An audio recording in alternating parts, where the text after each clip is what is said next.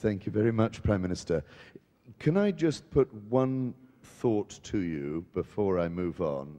And that is, okay, the Cold War is over, but a lot of people in Europe, in America, are looking very nervously at the role of China in Africa. Now, from an African perspective, is the intervention of China in Africa not an entirely positive thing, but will it change the whole picture? North-south is no longer the relevant divide, is it? There are now many more players in the game. Doesn't China change it all? So, I think that the role of China in Africa is to a large extent positive, in the sense that China is bringing new capital, particularly for infrastructural development in Africa. China, of course, is much more interested in Africa's raw materials. And that is why this investment is more in material-rich regions of Africa than areas which are poor in terms of resources.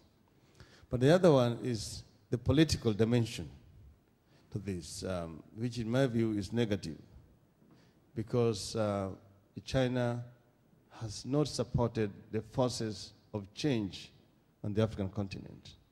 And the example was recently the vote at the UN on Zimbabwe, where China and Russia actually used their veto power to stop a vote of censorship on what was really a retrogressive regime on the African continent.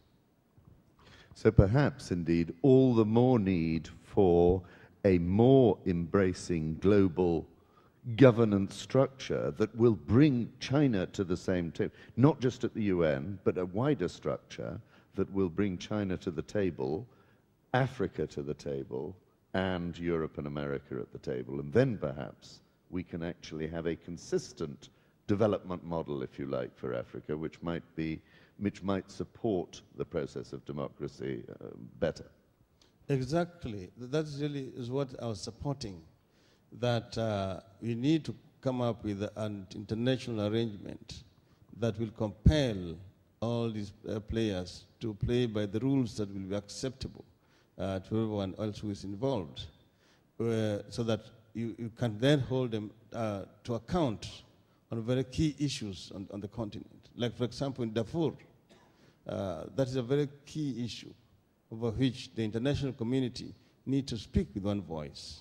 But there's discordant voices which actually encourage dictatorship and impunity to continue on the continent. On other areas like in Somalia, where we have a serious crisis, we don't have a government. How does the international community act in unison and decisively to bring order to a failed state like in Somalia, and so on and so forth? So I do agree that there's need for an international order that will make all the major players accountable.